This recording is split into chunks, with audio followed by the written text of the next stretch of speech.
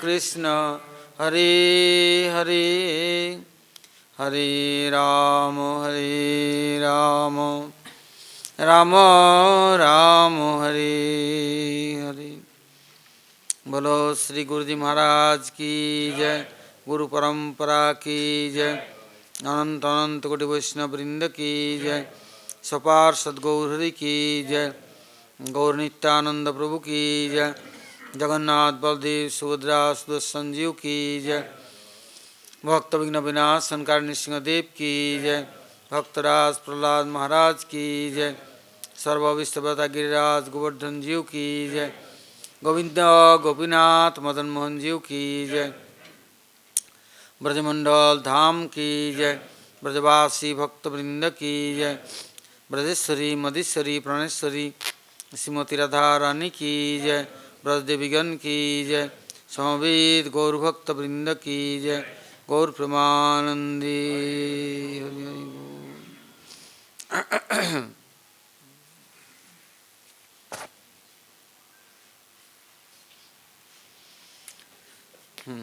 अभी तक हम लोग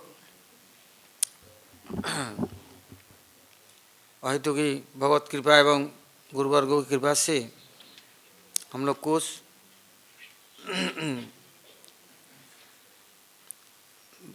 वैष्णवों के गुरुवर्गों के जो आदर्श हैं, जो कि हमारे लिए कल्याणकारी लाभदायी है, उसके अनुकीर्तन करने से अवश्य ही नित्य मंगलाकांक्षी गुरुवर्ग प्रसन्न होंगे और वैष्णवेर आवेदन ही कृष्ण दयामय, यह न हमार प्रति हवे न सदय, हमारे से पतितों के ऊपर अवश्य कृपा करेंगे, दया करेंगे, क्योंकि बिना वैष्णव के आवेदन से भगवान कोई सुनते तो है नहीं। इससे उनके जो भजन प्रणाली इस यदि हम अनुसरण तो नहीं कर सकते, किंतु अनुकीर्तन हम कर सकते हैं या अनुसरण करने वाले का महिमाओं का हम श्रवण कीर्तन कर सकते हैं। इसलिए हम लोग कल तक कुछ सुने थे, आज हम आगे का श्रवण करते हैं। जब प्रत्येक वर्ष ब्रजमंडल परिक्रमा होता तो समस्त ब्रजमंडल के स्थान स्थान पर गुरुवर्ग भक्तों को लेकर के कीर्तन महिमा उनका वर्णन करते। एक बार जब जावट में सब भक्तमंडली पहुँचे तो क्या हुआ, वहाँ पर कुछ भक्तों ने निवेदन किया गुरुजी से, महाराज जी से, कि राधा रानी वृषभार राज नंदिनी वृषभानुपुर में रही नहीं, नंदग्राम में कृष्ण के साथ इतना प्रीति होने पर भी नंद बाबा ने उनको अपनाया नहीं। कहाँ जावट में जटिला और कुटिला, एक का नाम जटिला जटला पकाने वाली, एक कुटिला सारे कूटनीति, राजनीति नहीं कूटनीति, धर्मनीति नहीं, भुट्टो का कूटनीति, उससे भी अधिक उसके नाम ही है कुटिला। कपट कुटिनाटी भर खरक मूत्रे स्नाता दौसी कथम आत्मानभिमाम, दास गोस्वामी कहते हैं कैसे है कुटिला, कैसे कपट है। कपट का मतलब क्या है, छिपाना नहीं, दूसरे को सब उंगली करना नहीं, पेट निचोड़ के उससे बात निकालना, और नहीं तो ऐसे बातें करना जिससे वो अपना भी कुछ बोलने लग जाए, चुप नहीं रह सकती, किसी को चिढ़ाना उड़ाना देना ताना कसना साधारण सी बात है, किंतु मर्मच्छेदी बात होता है एक, वो किसी को छेदने में छोड़ती नहीं हो। और दोनों के जोड़ा है जटिला और कुटिला का, वो जटला पकाती रहती है, बिना बात की बतंगड़ बनाती रहती है। हाँ, वो तिल को ताल बना देना है। कैसे? गुरुजी कहते देखो, एक व्यक्ति सुबह से गंगा स्नान करने जाता है, तो उसके एक मित्र भी आया गंगा स्नान करने। बोले भाई मित्र एक बात बताऊं? तो क्या? बोले देखो काल ना किसी घर में, पड़ोसी घर में ना डकैती पड़ गया, तो स्नान कर रहा था, स्तुति कर रहा था। बोले है मैं जानता हूँ। बस वो को कुछ बोला नहीं। ये कैसा आदमी जाकर सीधा कोतवाल के पास चला गया। बोले चोर, इनके घर में डकैती पड़ा ना, ये व्यक्ति जानता है। कोतवाल जाकर के राजा के निकट खबर दे दी। राजा ने बोले पकड़ो इसको। सुबह सुबह तैनात हो गए सेनाएं, आकर उठा के लेके चला गया। हाँ, तो बोले भाई क्यों, मैंने क्या गलती की? पर तुम जानते हो इनके घर में डकैती पड़ा, तुम सब कुछ जानते हो। बोले मैं कैसे जानता हूँ? बोले तुम्हारे मित्र ने कहा है इसने, और गंगा किनारे गंगा साक्षी करके। हाँ, अब बोलो। और उसके बाद तो खड़जंगा। हाँ, अभी तो उसको फांसी में चढ़ाएंगे, नहीं बोले तो अब क्या बोलेंगे बोलो। तो दुष्ट व्यक्ति के पाला पड़ने से क्या दुर्दशा होती है।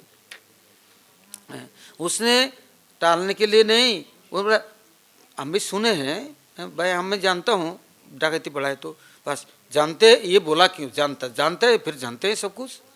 लो अब क्या दुर्दशा है। इससे ये जटला पकड़ने वाले लोग इतनी सी चीज को पहाड़ बना देते हैं, बेबात की। और कुटिला कपट। तो कहते हैं ऐसी जगह में कहाँ स्वरूप शक्ति श्रीमती राधा रानी अल्लादीन शक्ति के अधिष्ठात्री देवी अम्मा कृष्ण प्रिया, जो कृष्ण जिनका आराधना करते हैं, हाँ, सब जितने अवतारावली, वो ये नहीं उमा रमा सत्यसची चंद्रा रुक्मिणी राधा अवतार सब आमने मानी।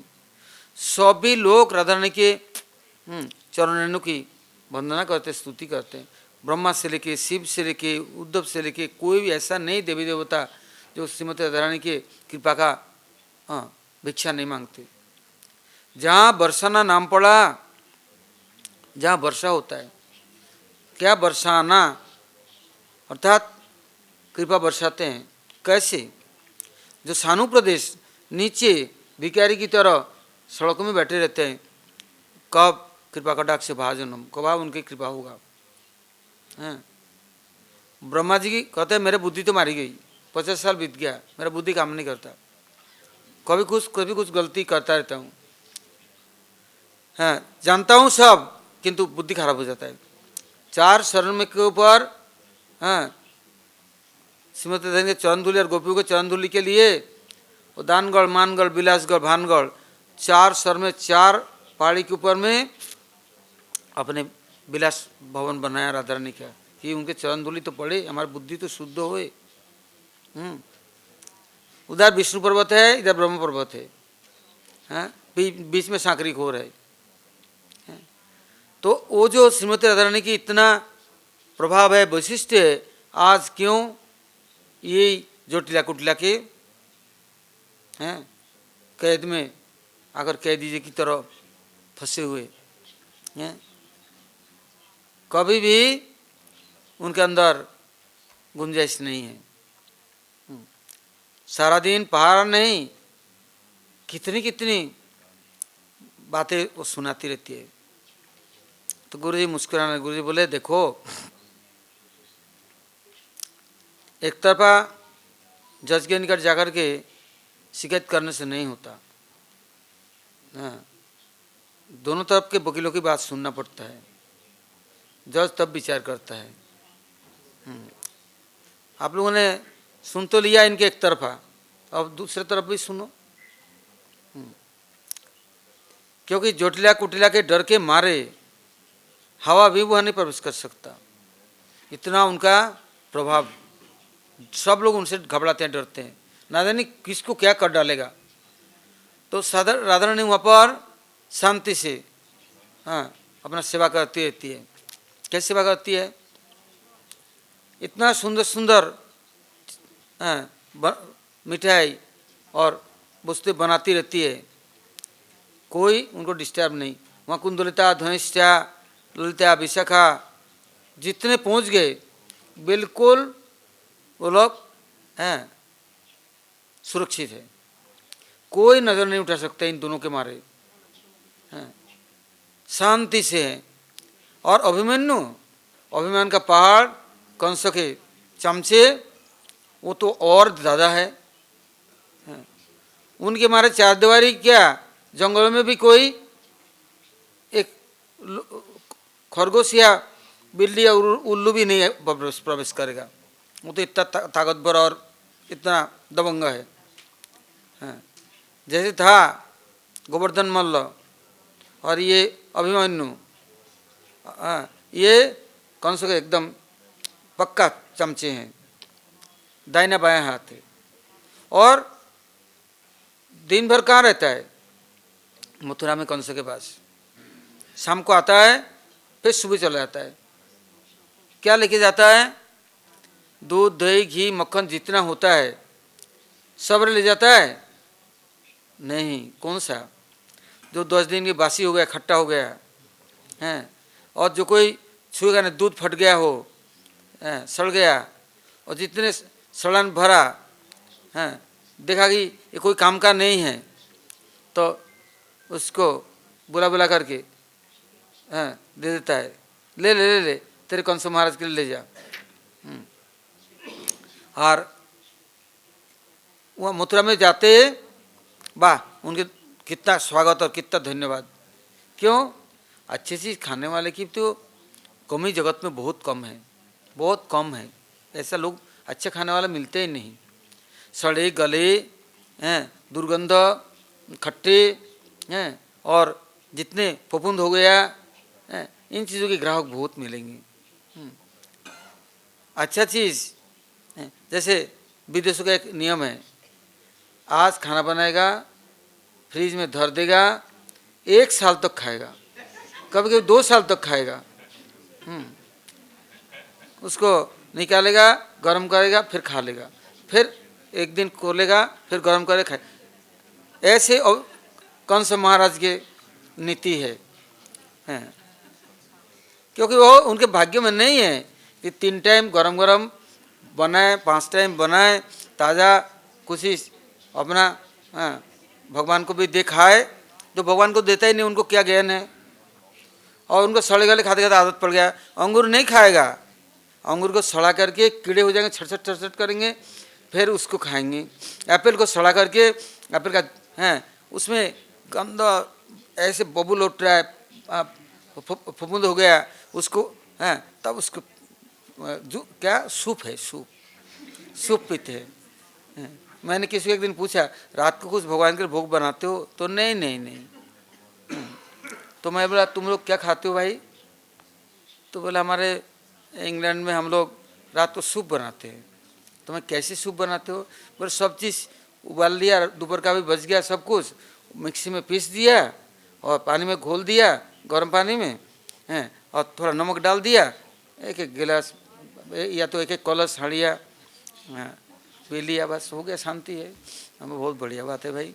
तो ठाकुर जी को भी ऐसे ही करते हो? क्यों रखा उनको, क्यों तकलीफ देते हो, उनको कष्ट देते हो? वो भी सूप पी करके बेहोश होकर के पड़े रहेंगे। उपाय नहीं है, क्या करे, मजबूर फंस गया ना। तो कंस के यहाँ खट्टा दही, आहा। अब कभी गांव देहात में जाएंगे तो देखेंगे दावत होता है। मेरे को कभी कभी जाना पड़ता है तो देखा मैंने, कोई दावत होगा 15 दिन बाद, तो आज से दही जमाना शुरू होगा। डालते जाएगा डालते जाएगा डालते जाएगा, 10 दिन 20 दिन 15 दिन, इतना खट्टा होगा, मुंह में डालेंगे तो गला तक जल जाएगा और नाक से मुख से धुआं निकलेगा। और इतना दही तो इतना बुरा देगा, उसको मिलाएगा, भाग क्या आनंद है, क्या खा रहे हैं। तो वो दही बुरा तो जरूर होगा ही होगा। एक चीज़ वो ऐसे खट्टा चाहिए, ताज़ा दही हो तो कोई नहीं छुएगा।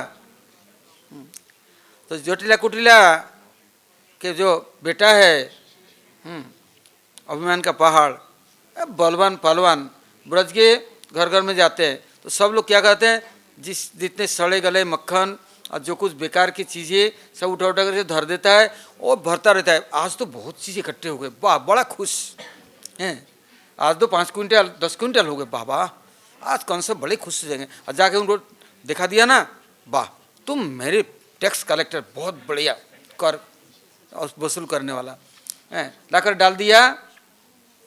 बाद उसके अंदर में हैं चाहे कीड़े हैं मकोड़े सड़ रहे कोई बात नहीं है, हैं डाल दिया मिर्ची और नमक, हैं और नहीं तो बुरा, बस घोंट दिया। बस जितने पहलवान बैठे हुए हैं सबको हांडियाँ एक एक भर भर के दे रहा है, तेजाब की तरह पिए जा रहे हैं। क्या आनंद आ रहा है।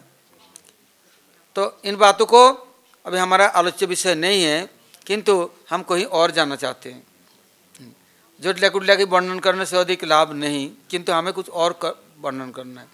अर्थात इन लोग ऐसे एक कहत है, 10 गुंडा पालने से 1 गुंडा पाल लो, बहुत बढ़िया है। 1 गुंडा पाल लो उसके पेट भरो तो अच्छा, 10 गुंडा पालने से कोई लाभ नहीं। तो ऐसे ये जो है ब्रज के एकदम फेमस है, विख्यात है, सूरवीर, दानवीर नहीं, मानवीर नहीं, वो है कौन से के खातिरदार नातेदार। तो अब ये क्या है, कभी उनके मारे कोई आएगा नहीं। और ये दोनों जोटल्या कुटिया बड़ा खुश, क्यों, मिनटों में सब तैयार करके रख देती है। किंतु वो श्रीमती राधारानी इतने सुंदर सुंदर उपायन पकवान ऐसे सब तैयार करती है, वो इन लोगों के भाग्य में नसीब में नहीं है, हैं। और धनिष्ठा कुंदलता और जो ना वहाँ कृष्ण जसोदा माता के सब नौकरानी है, वो सब आती रहती है। सुबह मंगला के पहले ही पहुँच गए जावट में, और रात को अभी दूध उठाया एकदम गाढ़ा, उसमें शहद डाल दिया, केसर डाल दिया और इलायची डाल दिया, दही जमाया।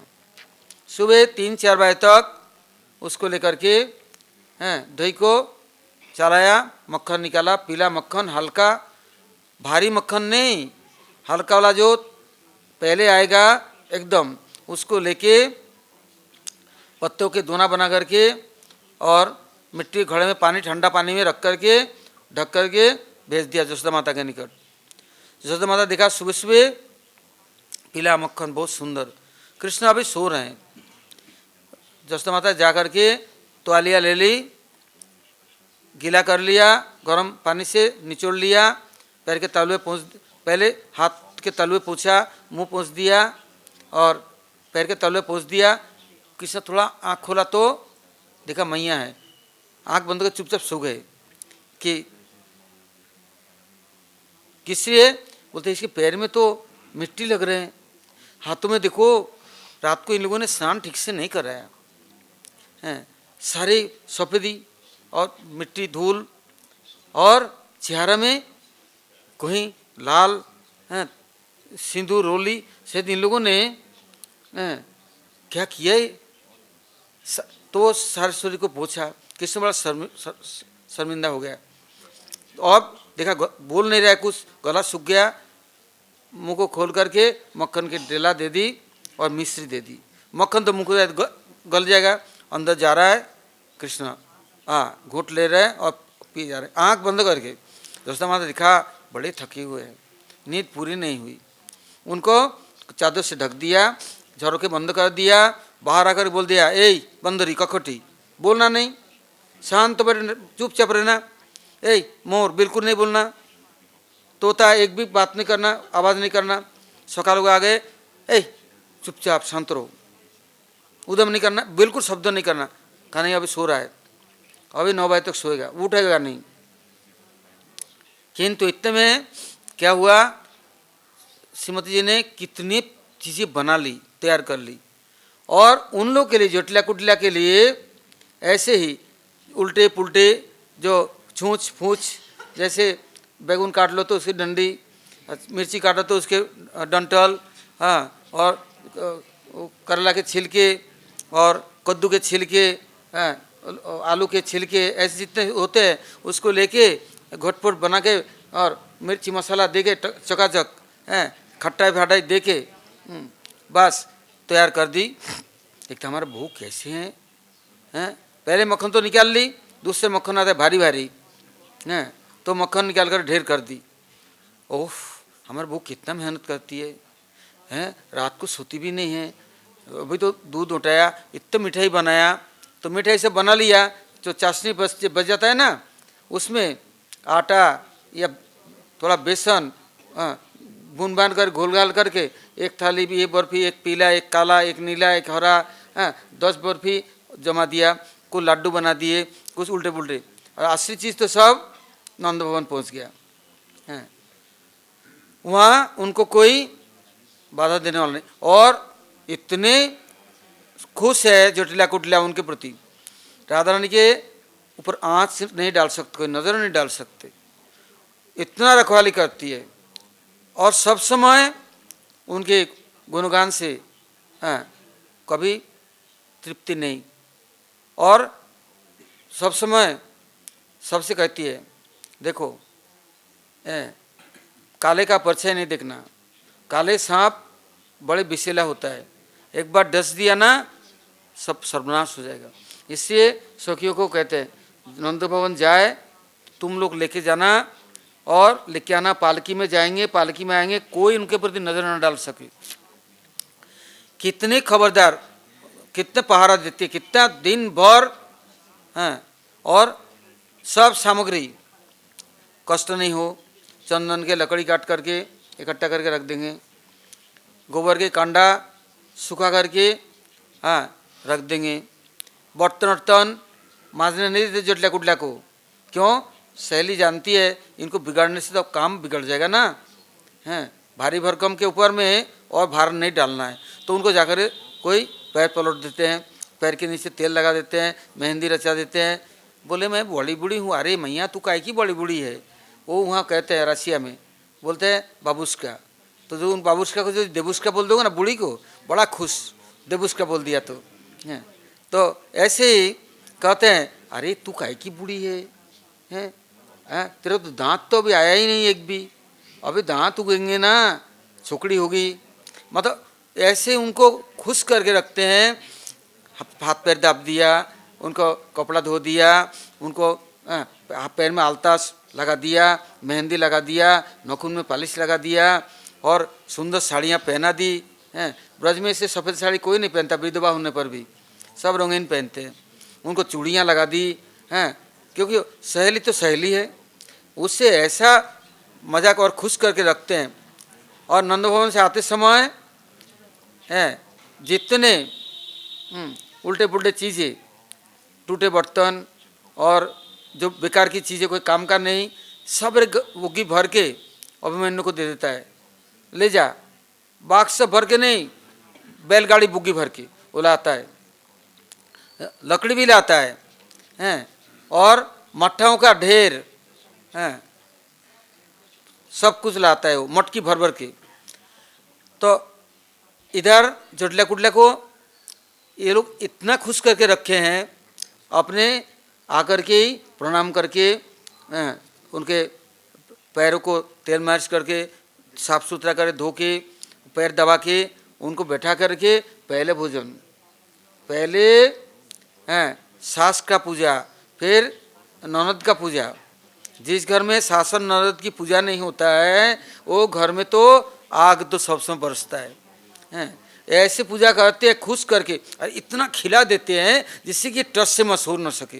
जैसे कलसी में भर दो ना बहुत सारा, और कलसी हिलेगा नहीं, शब्द भी नहीं करेगा, ऐसे जिससे दुश्मनी है, अर्थात उसको इतना भोजन कराओ, इतना पहनाओ, इतना उसको, और बूढ़ी विधवा किंतु उसको सोने के चेन, जंजीर, अंगूठी, मुकुट, भगवान भी ऐसे ही करते हैं, इतना दे दिया, वो अब हिल नहीं डोल नहीं सकती, हाथों में यहाँ से यहाँ कंगन पहना दी, यहाँ से वहाँ सोने का, हाँ, और गले में इतने मोटे मोटे कड़ोले पहना दिया, हैं, और पैर में एकदम जांग तक एकदम एक के बाद पहना दी, और हिल भी नहीं सकती, भागेगी कहाँ, चीखेगी चिल्लाएगी ना।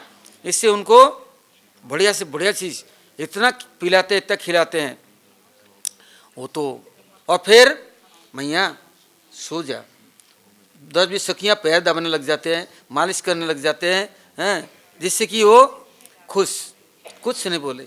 और ये लोग भीतर जाके जो इच्छा सो करे हैं, और वो देखते भी नहीं हैं, क्योंकि सेवा एक ऐसे मेवा है, बड़े बड़े हाथियों को भी देखो, हाँ, माहौत चलाता है, एक कुछ भी नहीं हो, इंसान के पास क्या रखा है, 1 मिनट में उसे पछाड़ दे, कि तो वो हाथी को भी चलाता है, शेर को चलाता है।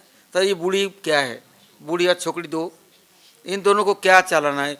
हाँ, तो अब वो लोग एक स्थान, ऐसे स्थान है सुरक्षित और ऐसे सेवा का सुंदर सौष्ठव उत्सव है, जहाँ नित्य प्रति नंदगांव में, नंद भवन में संकोच है।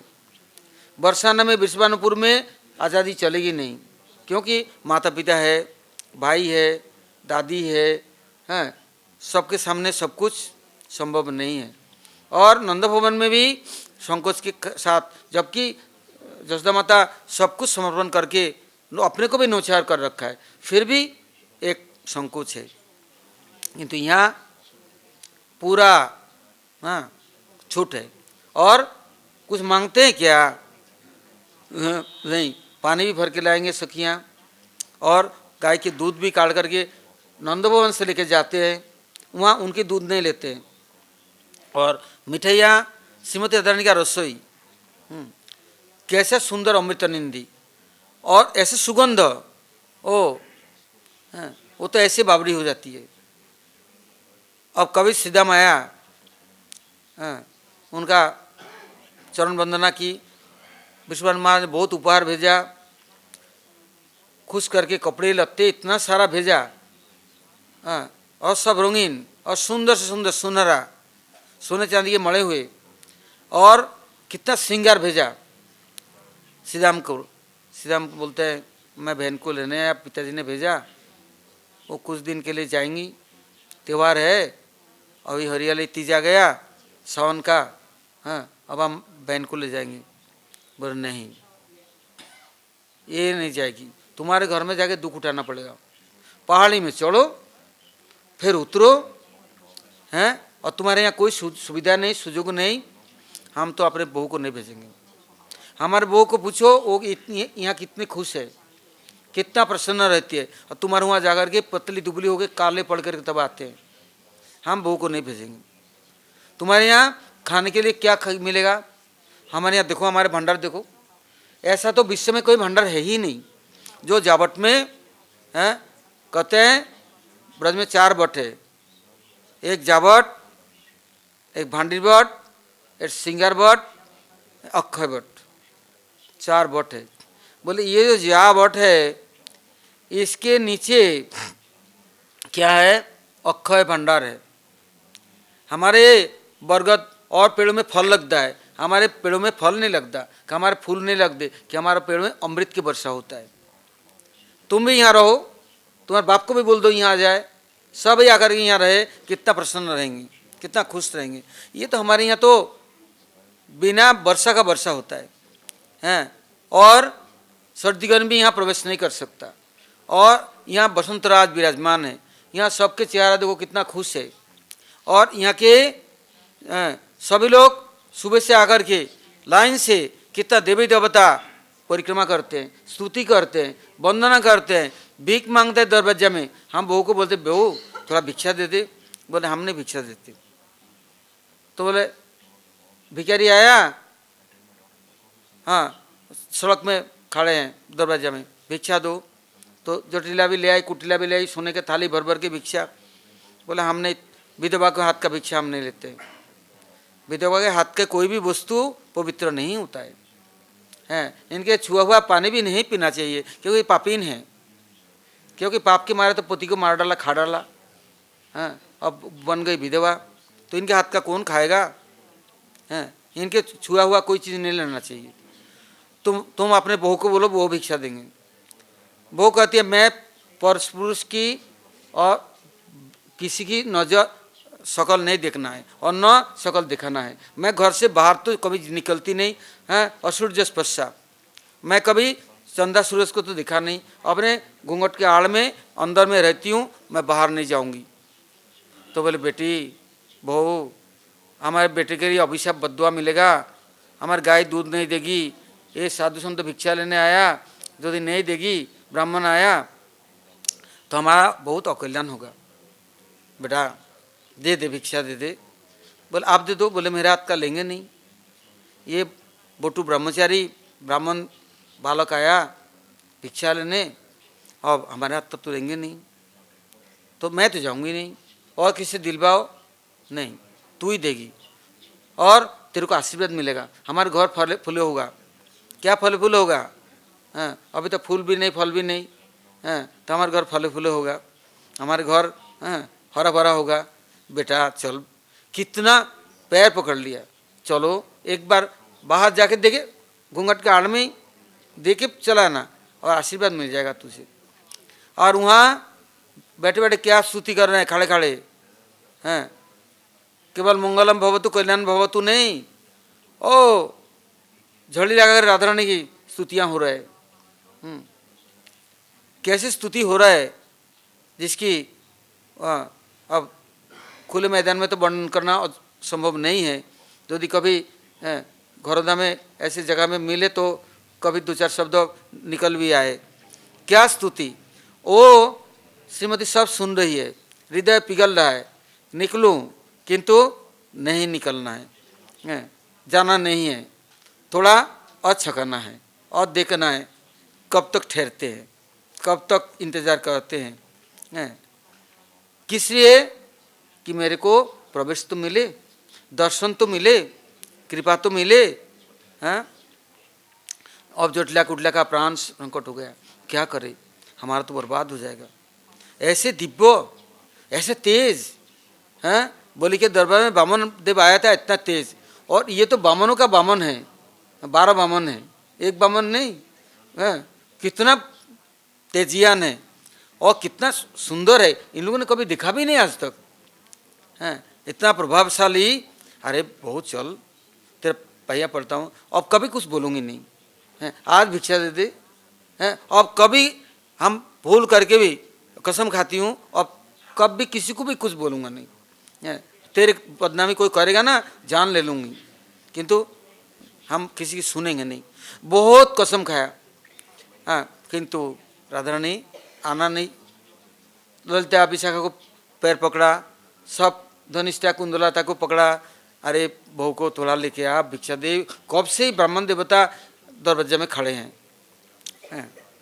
तो अब ललिता विशाखा बोले अब ऐसे करो, तुम लोग दोनों अंत जाओ, हैं, फिर हम इनको ढक करके चारों तरफ से कपड़े में और ले जाएंगे बाहर, तुम अंदर जाओ, हम बाहर से बंद कर देंगे तुमको, पूरा दरवाजा सांकल लगा कुंडा लगा देंगे, तुम बाहर मत आना, हैं, नहीं तो हाँ मुश्किल होगा। तो क्या फिर आशीर्वाद लेने में दिक्कत है। आशीर्वाद लेना हो तो बड़े सावधानी से, हैं, कोई चूक नहीं हो जाए, भूल नहीं हो जाए, इससे वो शांति से जाएंगे और भिक्षा देंगे, आशीर्वाद लेके घर आ जाएंगे। तो दोनों को बंद कर दिया और वो राधा रानी सोने के थाली में बहुत सारा भिक्षा ले ली, हैं, देने के लिए। बाहर आई तो देखा, हाँ, एक भिखारी थोड़ी ना है, कितने भिखारी है, हैं, कितनों को देना है, क्योंकि भिखारी का भी दौल होता है। हैं, आप देखेंगे सुबह सुबह यदि आप जाएंगे अटल्ला में, कभी परिक्रमा में जाएंगे सुबह सुबह, तो साधु की लाइन चलता है, कोई चाय बांटता है, कोई चना बांटता है, कोई पुए बांटते हैं, कोई कुछ बांटते हैं, सुबह सुबह ही, और एक से लाइन चलेगा। तो इनके दरवाजा में तो सुबह से ही तांता लग जाता। और आज जो हाँ भिक्षा देने आए तो देखा बाप रे कितने हैं, कितनों को दूंगी। तो वो बोलता है हमें एक जन को दे दो तो सबका हमें बांट लेंगे, मिल बांट के खाएंगे। हम भिखारी है, हमें जो मिलता है हम एक जन लेके नहीं भागते हैं, हम मिल बांट के खाते हैं। आप एक जगह दे दो हो जाएगा। जब देने के लिए आए, बाहर चौखट से बाहर आए तो क्या बोलते हैं, हाँ भिक्षांग देही नहीं, हाँ, तो क्या चाहिए, हाँ, तुम्हारा मान दे दो, जो हमें हाँ, प्रवेश अधिकार दे दो, सेवा अधिकार दे दो, हमें अपना लो।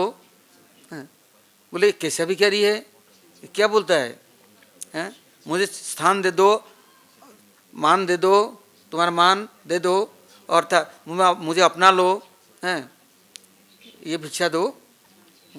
श्रीमती राधारानी ने सब कुछ लेके सर पर डाल के हैं चुपचाप चली आई, और वो लोग देखते रहे। हाँ। तो कहते कि जावट एक ऐसी जगह है जहाँ पर सबसे गोपनीय और बड़ी रहस्यमय लीलाएं वहीं संभव है। क्यों, वहाँ कोई नहीं है और कोई प्रवेश नहीं करेगा। केवल कृष्ण अपने कभी सुबल बन करके जाकर के अंदर, हाँ राधा रानी का कपड़ा वपड़ा पहन करके वहाँ छिप के वहाँ बैठे रहते हैं, और राधा रानी को अपना कपड़ा पहना करके बाहर भेज देते हैं। कितने कितने गंभीर गंभीर रहस्य में सब लीलाएं वहाँ संभव है। जटला कुटला ये किसी प्रकार से लीला के विरोध नहीं करती है, किंतु स्वाभाविक रूप में, साधारण रूप में ये लोग सुरक्षा के लिए सबसे योग्य है। तो महाराज ये जो जावट है इसमें दो संतरी और पहरादार सदा वर्तमान है, और अभिमन्यु वहाँ है। किंतु जब ब्रह्ममोहन लीला हुआ था तो वृषभानु महाराज ने ऋषि महर्षि से पूछा, हमारे बेटी का हम कन्यादान करना चाहते हैं। आपने लोगों ने बोला ये साल अच्छा है, तो हम कहाँ कन्यादान करें, आप हमारे लिए कोई उपयुक्त स्थान बतलाइए। तब ऋषि महर्षि ने बोला, जो जावट है, जो सबसे प्रसिद्ध और श्रेष्ठ स्थान ब्रज में है, हैं जो 4 बटों में ये यावट हैं, ये सबसे श्रेष्ठ है, और इसमें सब कुछ ऐश्वर्य विराजमान है। जो नंद भवन में नहीं है, जो आपके महल में नहीं है, सब है। और वहाँ जो अभिमन्यु है वो सबसे श्रेष्ठ है व्यक्ति है, क्योंकि ऐसे योग्य व्यक्ति मिलेगा नहीं। तो उस समय तो ब्रह्मोन्नयन लीला हुआ, तो अभिमन्यु जितने थे सब तो गुफा में, हाँ उस समय कृष्ण ही बने हुए सब, तो सबकी परिणय हो गया।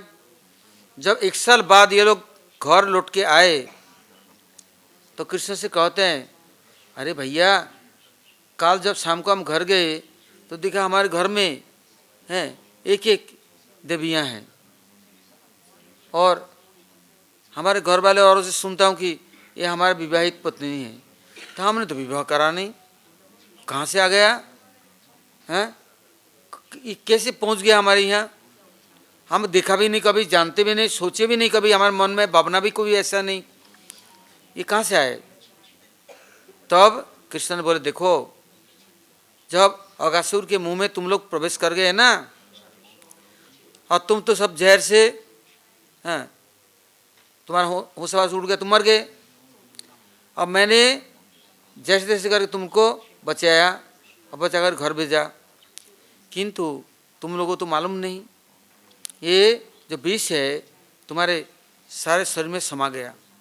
तो ये देवियाँ औषधि जानती है, मंत्र तंत्र जानती है, ये दिव्य देवियाँ हैं, ये इनकी पूजा करना, आराधना करना और इनके आदर सम्मान करना। ये तुम्हारे भोजन बना के खिलाएंगे तो तुम तृप्त रहोगे, स्वस्थ बनोगे और तुम्हारा शरीर मन प्रसन्न रहेगा और तुम्हारा जितना जहर है उतर जाएगा। बोले कैसे मालूम पड़ेगा भैया? बोले तुम ऐसे हो जाओगे, तुम्हारा क्रोध कभी नहीं रहेगा, हाँ, दुश्मन तुम्हारे पास कभी नहीं आएगा और तुम सदा प्रसन्न हंसते रहोगे, हैं, खुश रहोगे। और इन लोगों की रोज दिन उठ करके वंदना और पूजा और स्तुति करना, क्योंकि ये लोग भगवान के उपासक है, उपासना करती है। क्योंकि इन लोगों ने कहाँ से इनके तपस्या हुआ, वर मिला? बोले इन्हें देवी की उपासना करना, कात्यायनी की। इतना कात्यायनी की पूजा किया महीनों तक, बचपन में छोटे छोटे 2 साल 2.5 साल उम्र में। और सुबह सुबह जमुना में नहा के और गीले कपड़े से ठंड में मूर्ति बना बना करके पूजा किया और 1 महीना अनाहार रही, अनिद्रा। इनको भगवान ने दर्शन दिया, वर दिया। अतः इनकी पूजा करना, इनके प्रति कोई साधारण मत सोचना ना कुछ, हाँ। और यदि किसी ने इनके प्रति उल्टा नज़र दिया या खराब सोचा तो उसका तो बर्बाद हो ही जाएगा। उनको वो कभी स्वस्थ और शांत प्रशांत नहीं रह सकता, उसका सर्वनाश है।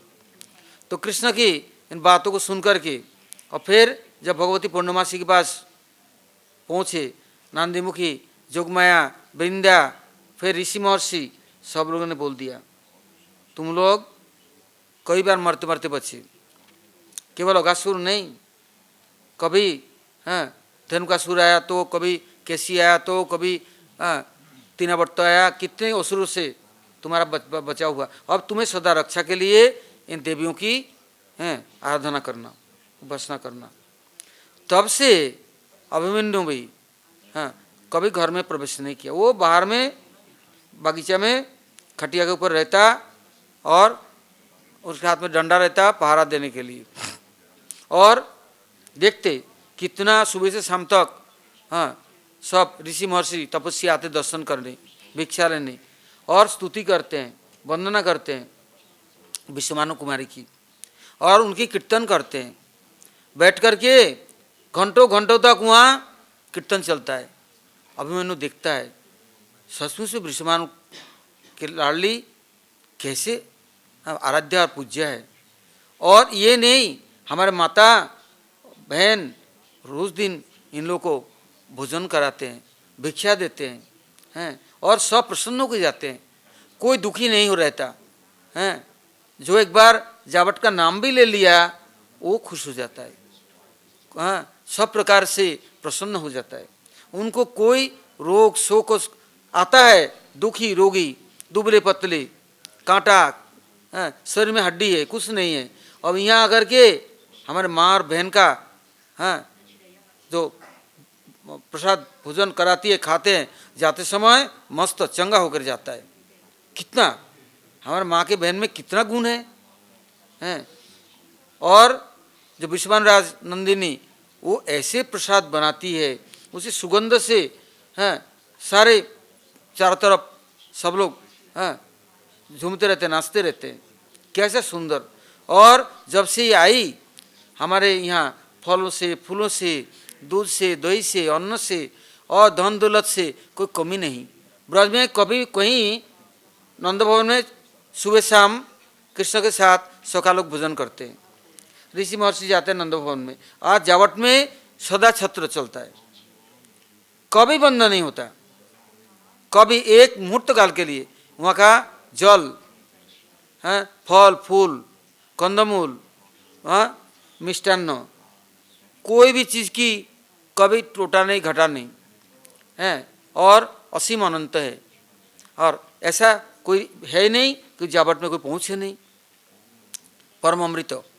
तो वो अभिमन्यु का फुर्सत नहीं, कितने लोग आते हैं उनको आशीर्वाद देके जाते हैं, तुम्हारे जैसे धन्य है तुम सेवक हो भाई, हैं विश्वमराज राजनंदिनी की तुम्हारे जैसे कोई सेवक मिलेगा नहीं।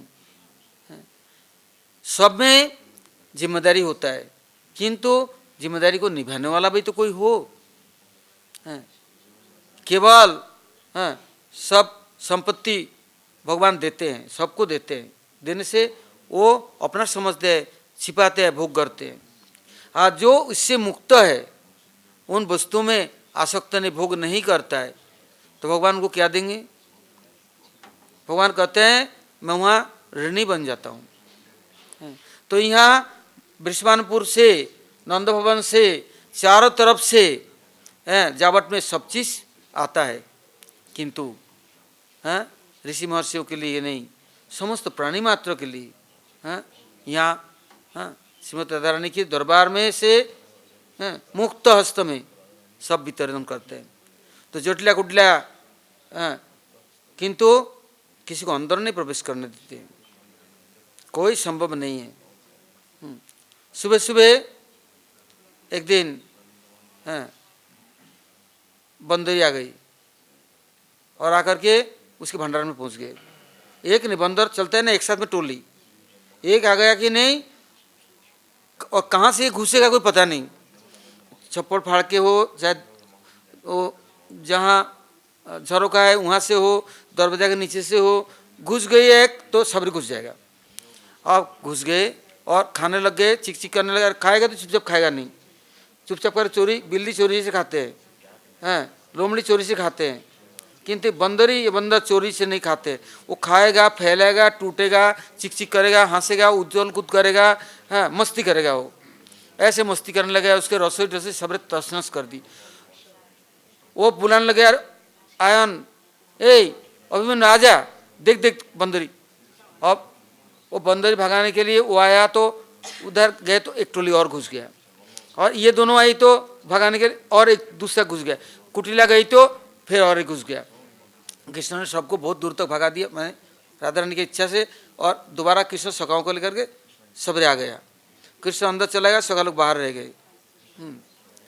बस अब वो आए लौट करके, जब तक तब तक देखा सुबह सुबह बहुत भिखारी आ गए, साधु संत आ गए, और आते कैसे सज धज करके, पागड़ी बांध के, और सबका जनेऊ है, और सबका चोटी है, तिलक है, दिव्य चेहरा है।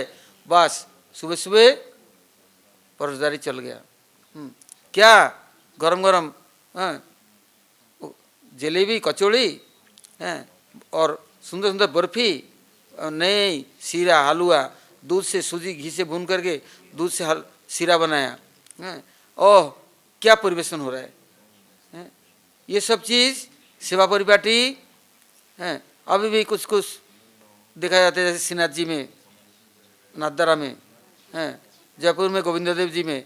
ये कथा प्रसंग में बोलना पड़ रहा है कि एक समय जयपुर राजा के लड़की शादी है, तो बराती आ गया, सबको सोने के गिलास में गरम दूध, और किसी को शिकंजी, किसी को लस्सी, और सुंदर थाली में नमकीन, कितने मिठाइयाँ सजा करके सब बरातियों को कुर्सी और मेज में बैठा करके सबको दे रहे हैं। अब जो कोई पीने जाए, खाने जाए, देखा सारे पत्थर और कंकड़ है, और दूध पीने जाए तो दूध नहीं, ये क्या है, तो राजा को खबर गई ये क्या हुआ। तो राजा ने देखा सबका मन बड़ा खराब है, क्योंकि राजा ने हमारे इतना अपमान किया। वो भी दूसरे राजा का लड़का शादी के लिए तैयार आया। राजा बड़े दुखी हुए, देखा कि तो भारी गलती हो गया। क्यों? जितना बरातियों के लिए किया, और गोविंद देव बैठे हुए हैं, उनके लिए कुछ भी नहीं पहुँचाया। बरातियों की पूजा खातिर हो रही है, और इनके लिए कुछ भी नहीं पहुँचाया। राजा गोविंद देव जी के सामने खड़े हुए, आप जो कुछ दंड दो दो, किंतु कम से कम आज तो बचा लो।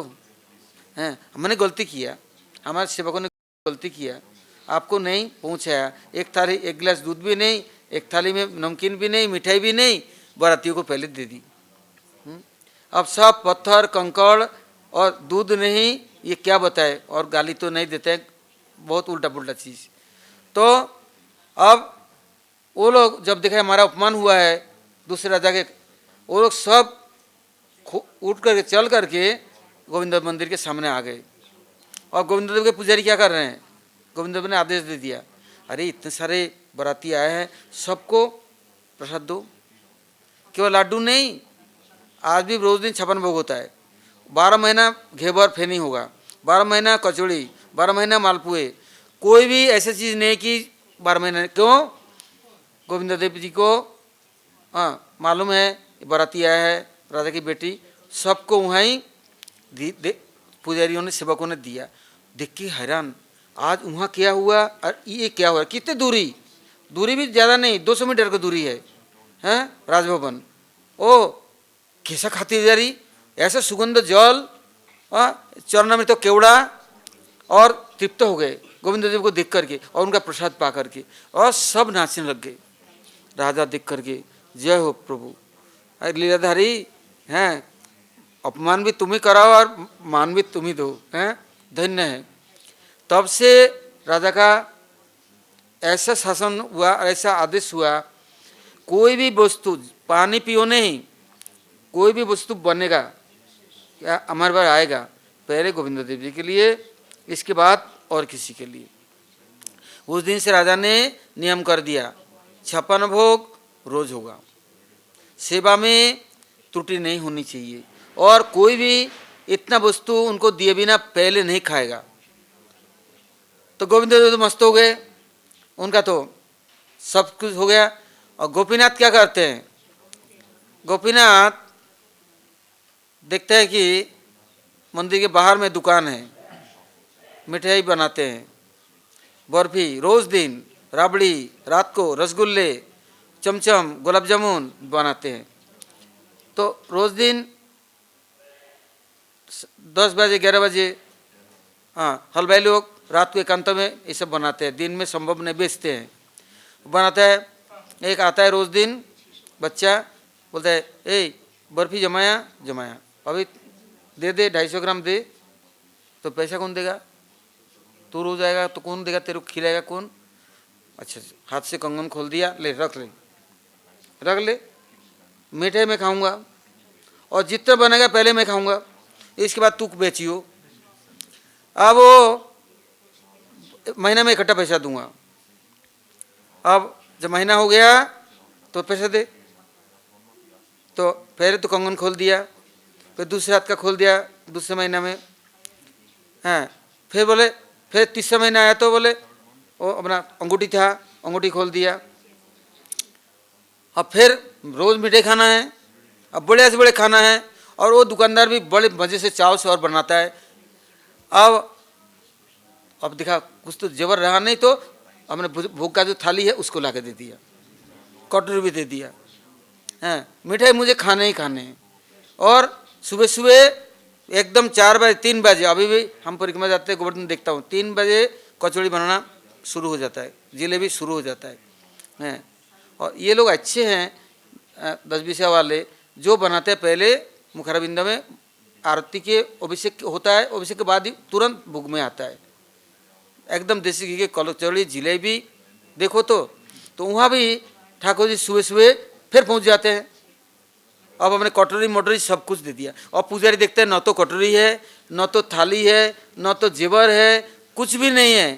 हाँ, राजा को खबर गया, राजा बोलते सिपाही को लगाया, ढूंढो ढूंढो ढूंढो, किधर गया सबरे, कौन चोरी करता है, हैं। फिर सब खबर पड़ा तो दुकानदार लोग घबरा गए, सब दुकानदारों में मिल गया सर सामान। बोलते एक बालक रोज आता है संभला सा, और ऐसे तो तेज तर्रार है, किंतु बैठ जाएगा और खाएगा, हाँ, सब चीज़ खाएगा, मिठाई। हम पैसे मांगते हैं और देता नहीं। अब फिर हम बोला देखो, बोले महीना में देंगे, और महीना में जब मांगा तो कभी कंगन दे दी, कभी वो दे दी, अंगूठी दे दी, कभी थाली ला के दे दिया। हम बोलते मैं थाली नहीं लेंगे, पैसा दे। बोले हमारे पास है ये चीज़। तब राजा को बड़ा तकलीफ हुई, तब मैं जब वृंदावन से तो ले तो आया लाला को, और मैं तो सोचा नहीं कि कुछ इनके लिए सेवा करना है, हाँ। तब से नियम कर दिया दुकानदारों को, देख जितना मिठाई बनाएगा मैं तुम्हारा किराया नहीं लूँगा, और तुम्हें कभी भी कोई उठाएगा नहीं, और पीढ़ियों से नहीं, दर पीढ़ियों से तुम जो बनाओगे सबसे पहले उनके लिए सेवा में जाएगा। और रात को आए रात को खिलाना, दिन में आए दिन में खिलाना, जब चाहिए जब देना। जब से नरेश का सेवा और ठाकुर जी की मेवा। भाई वो कनक वृंदावन जाएंगे ना, राधा माधव है, पहले गोविंद देव वहाँ ही थे, गोपीनाथ भी वहाँ ही थे, मदन मोहन भी उधारी थे, उसका नाम कनक वृंदावन, सब पहाड़ियों के बीच में। और राधा माधव भी वहाँ ही थे, दामोदर, राधा विनोद, सब उधर। फिर गोविंद देव बोले देख तू तो राजभवन में रहेगा और मेरे को जंगल में छोड़ दिया, मैं नहीं रहूँगा, मैं वृंदावन था, मैं वृंदावन जाऊँगा वापिस। बोले नहीं आप नहीं जाओगे तो मैं आपको राजभवन ले जाऊँगा। बोले चलो चल। और आकर के राजबाड़ा में बोले यहाँ ही मैं रहूँगा और तू सुबह उठेगा मैं तेरा शकल देखूँगा, तू मेरा शकल देखेगा। राजभवन से सीधा नज़र पड़ेगा और राजभवन में तू 56 भोग खाता है और मेरे को यहाँ पर पुजारी और सेवक को रख दिया है, कभी चाना कभी वो भी माना, कभी टुकड़ा कभी चितड़े कुछ दे देगा, तू तो जानता नहीं क्या खा रहा हूँ मैं और तू खा रहा है। इसलिए राजा ने सारा भोग यहाँ क्या करा, पूरा जयपुर के राजबाड़ा जितने दुकान मकान सब गोविंद देव के नाम, गोपीनाथ के नाम, सब दिवालय के नाम। आज भी वहाँ के म्यूनिसिपैलिटी भी हो गया ना, तो किंतु दुकान का कर मानी इनकम जितना है सब गोविंद देव में आएगा। वहाँ हिसाब किताब होता है, वहाँ सब कुछ होगा, मालिक वही है। तो इसलिए जावट के जो महिमा है जब गुरुजी वर्णन करने लगी, ओहो धन्य है। किंतु देखोगे तो क्या है, टूटे फूटे कुछ है नहीं है। और मंदिर का तो तभी वैभव देखोगे, बरसाने में कितना सुंदर है, नंदगांव कितना सुंदर हो गया, और जावट देखो टूटे फूटे लग रहा है। किंतु क्यों, ये गोपन है, गोपनीय, गोप गोपी गोप गोकुल गाभी, ये ब्रज के बड़े गोपन, कोई नहीं समझ सकता। राजा महाराजा को तो देख करके समझ जाएगा।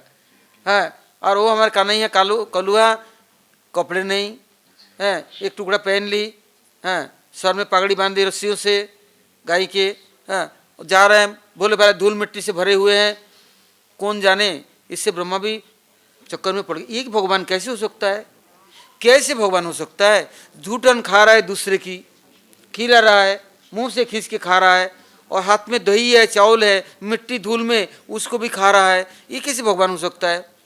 और यदि ऐसा नहीं हो, अगासुर के आत्मा इनके चरणों में कैसे घुस गया, वो फापर में पड़ गए, काम नहीं करा, 4 सर 4 मुंह, अब वो चोमा हो गया, उपाय नहीं, बुद्धिहीन हो गया, कुछ नहीं बुद्धि काम कर रहा है, कैसे भगवान हो सकता है। इससे गुरु जी कहते हैं जावट की महिमा समझने वाला। अभी देखो कुछ दिन की बात है,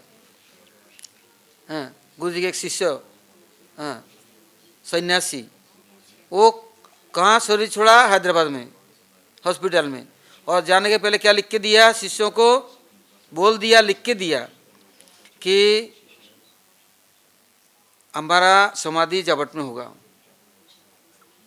और शिष्य लोग कुछ जानते नहीं, और कौन करेगा, वो एक मुनि महाराज है, गुरु जी का महाराज का शिष्य, वो करेगा, वो सब काम करेगा।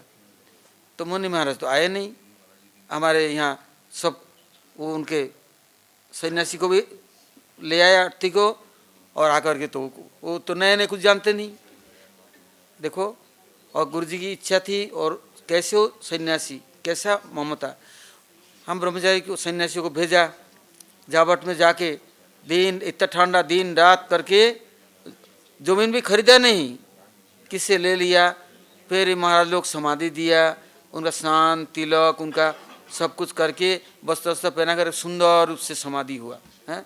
अब तो जाकर देखो, एक सेवक है उसने वहाँ दिन रात पड़े हैं, वो जंगलों में खुले में, मैं बोला मर जाएगा इतना ठंडा, बोले नहीं गुरु कृपा है, कोई चीज़ नहीं होगा, हैं। और वहाँ मंदिर बना रहा है, समाधि मंदिर बना रहा है, हैं, सारे गांव जुट गया, हैं। तो अब ये ब्रज का जो लीला है ये तो अभी भी तो हम लोग देख रहे हैं। तो गुरुजी उस समय वर्णन कर रहे थे जावट में, और आखिरी में उनकी बहुत इच्छा थी और दिया भी बहुत कि मैं यहाँ का सुंदर संस्कार हो, सुंदर कुछ हो, किंतु कार्यकर्ता लोग तो केवल भूत प्रेत देख रहे हैं। हाँ, बस कौड़ी चमड़ी और दमड़ी जो मिले ये मेरा, किंतु सेवा में लगना स्वीकार करे तब ना। तो एक दिन मैंने महाराज जी पूछा, महाराज जी क्यों नहीं उनके उन्नति होता है? बोले देखो भोगियों का अड्डा खाना हो जाएगा। यदि सुंदर हो गया ना, चहल पहल हो गया ना, तो दुकान बैठेगा, होटल बैठेगा, मोटल बैठेगा, और क्या किराए का घर होगा। हाँ, और धीरे धीरे करके पत्थरों से ढक जाएगा, चमक दमक हो जाएगा। हाँ, और सब भोगी लोग जाकर के दखल कर लेंगे। इससे ऐसी जगह है कोई जाए ही नहीं, किसी को मालूम नहीं, रास्ता नहीं, घाट नहीं, टूटे फूटे खंडहर, कोई जाएगा ही नहीं। इसे ब्रज में कांटा और करेल, हाँ, और खारी पानी है। और जो देखो जहाँ कुछ उन्नति के मार्ग में जाता है वहीं तोड़ फोड़। कौन? कभी औरंगजेब आ गया, कभी मोहम्मद गजनी आ गया, कभी अंग्रेज आ गया। हाँ, सारे लूटपाट करके तोड़ फोड़ कर बराबर। अब देखो ठाकुर जी कैसे ले लिया, अड्डा खाना जमा लिया था ना, अब शुरू हो जाएगा, अब तोड़ फोड़ सब बर्बाद कर देंगे, कुछ नहीं बचेगा। ठाकुर जी ब्रज की ये सबसे बड़ा सुरक्षा और सबसे बड़ा इसलिए ब्रज में आकर के भोगों का अड्डा खाना जमाने की जरूरत नहीं है, सब कुछ उनका है। वो जैसे खुश ऐसे, तुम्हारी इच्छा है मोर इच्छा में सहीनु, आत्मनिवेदन तुआ पदे करी हईनु परम सुखी, दुख दूरे गेल चिंता ना रहिल चौदिके आनंद देखी, अशोक अभय अमृत आधार तुम्हार चरणदय, ताते एखन विश्राम लोभिया छाड़ीनु भवेर भय। तो ये ब्रज की रीति, हाँ, ये समझना बड़ा कठिन। इसलिए महाराज जी कहते हैं चाहे 1000 कोशिश कर लो, यदि ऐसा हो गया ना तो उस दिन, हाँ, वो उनके जन्मस्थान, उनके लीलास्थली में भी ऐसी अड्डा जम जाएगा, और बड़ा व्यभिचार और गलत सब लोग घुस करके सब कुकर्म करने लग जाएंगे। जैसे अब बोलना नहीं चाहिए, जैसे वृंदावन में कैसे कैसे दुष्ट लोग घुसा, अब सब कुछ कैसे काम कर रहे हैं। भगवत प्रीति रही, नाम रहा भगवान की, किंतु करते हैं हम अपने भोगों की, तो ये परिणाम क्या होगा? ध्वंस होगा। फिर सनातन गोस्वामी जैसे वो अंगीठी में सेक करके बाटी देते हैं, खुश है, शांति तो है। दुष्ट लोगों की संगति और दुष्ट लोगों के अड्डा खाना तो नहीं है। इससे महाराज जी बोलते देखो ये जावट आज भी सुरक्षित है, आज भी वैसे चहल पहल नहीं हुआ, और करने की बहुत कोशिश करने पर भी अभी कुछ नहीं कर पाया। जैसे टूटे फूटे ऐसे ही है, किंतु वो स्मृति है वो कहाँ का है। अब काल सुनेंगे आगे की धीरे धीरे करके महाराज जी की वैशिष्ट। गौर प्रेमानंदी।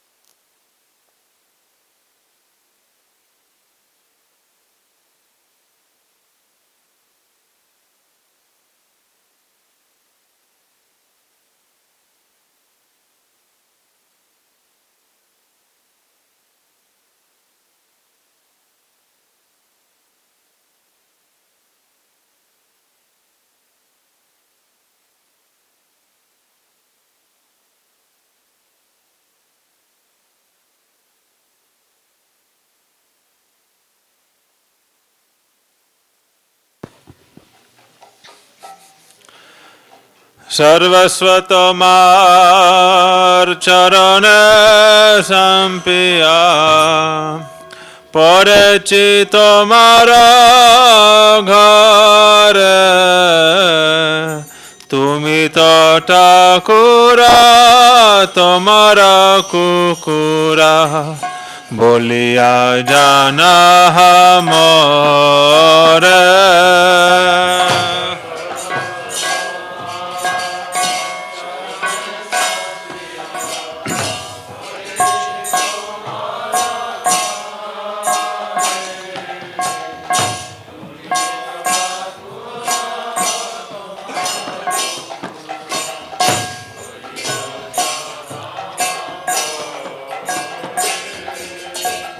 বলিয়া জানা মোরে বলিয়া জানা মোরে পড়েছি তোমার ঘরে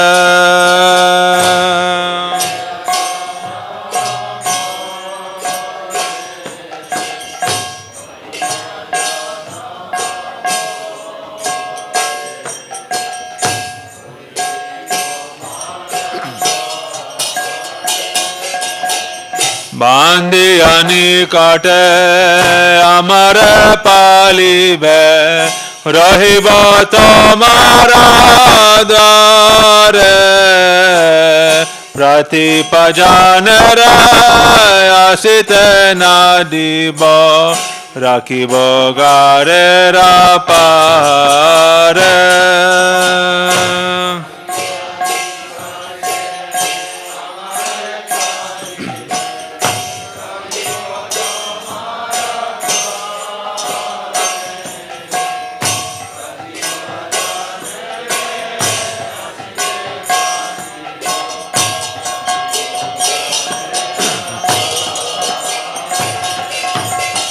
রাখিব গারের পারে রাখিব গারের পারে রহিব তোমার দ্বারে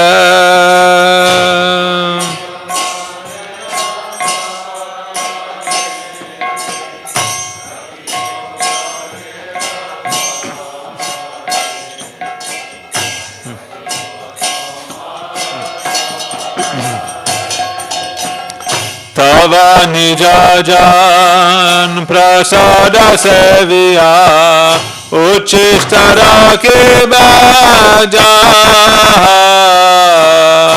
अमर भोजन परम आनंद प्रतिदिन हवे ताहा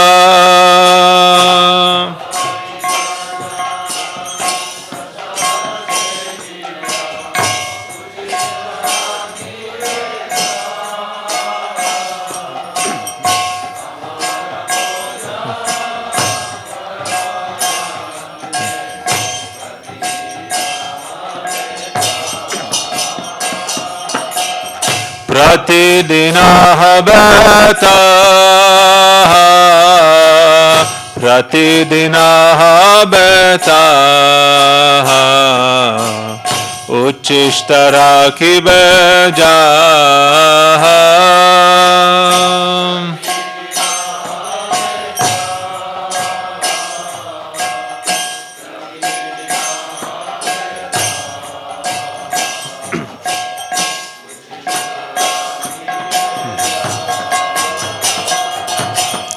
বসিয়া শুইয়া তোমার চরণ চিন্তিব সতত আমি নাচিতে নাচিতে নিকট যাইব যখন ডাকিবে তুমি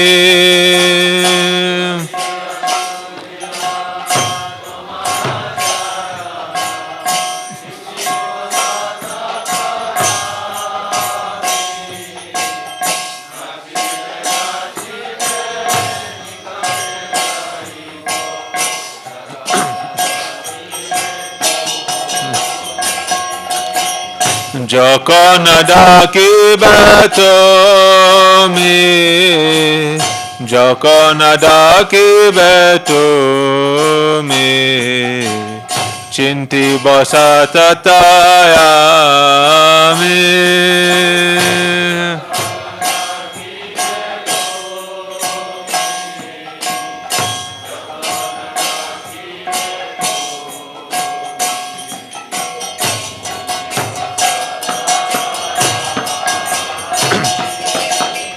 নিজের পোষণ কবু না ভাবিব রহিব ভবের ভারে বকতি বিনোদ তোমার পালক बोलिया वरण करे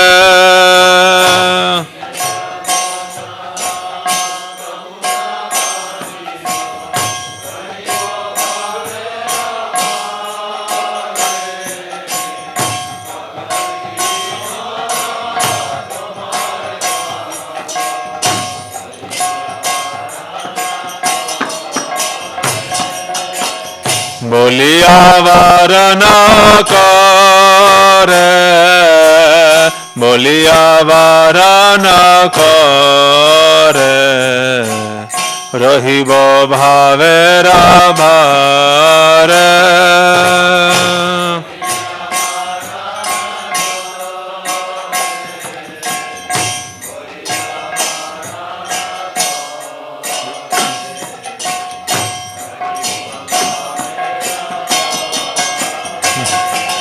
सर्वस्व तोमां चरण संपिया परिचित मारागारे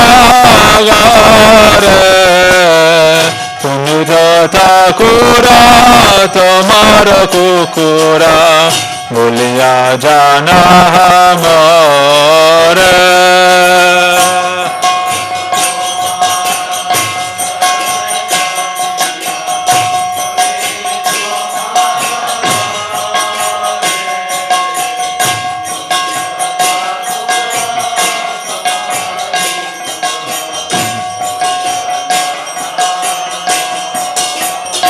प्रभु है प्रभु है प्रभु है प्रभु है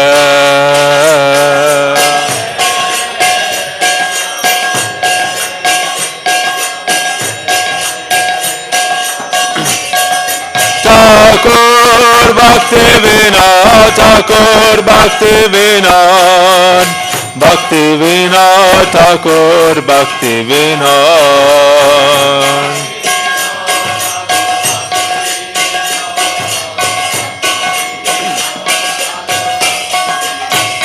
हरे कृष्णा कृष्णा कृष्णा हरे हरे हरे कृष्ण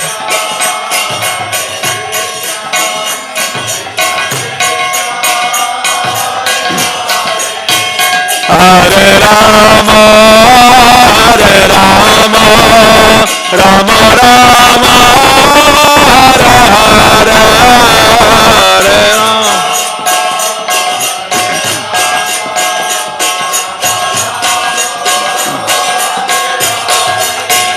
हरे कृष्णा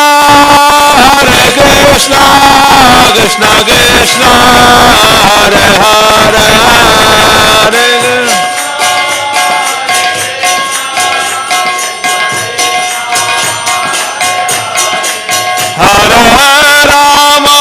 हरे राम राम राम हरे हरे हरे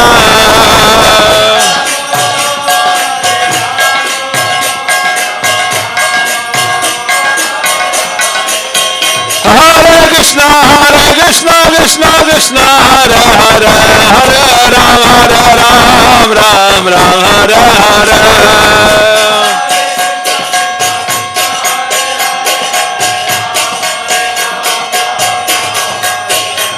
जय गुरुदेवा भक्त बंदा शिव गुरुदेवा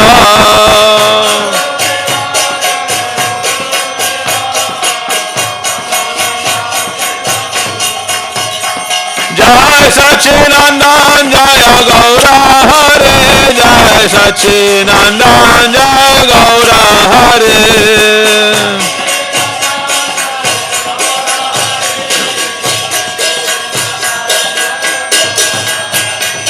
राधा विनोद बिहारी राधा विनोद बिहारी राधा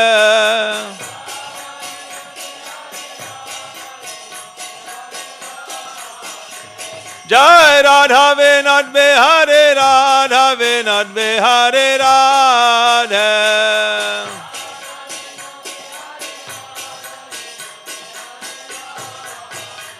जय Lalita Vishaka Jaya Lalita Vishaka Lalita Vishaka Jaya Lalita Vishaka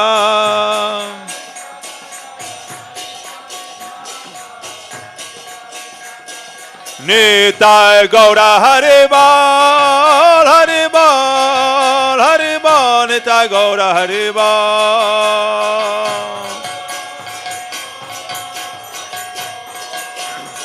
Nitai Gaura Haribal Haribal Haribal Haribal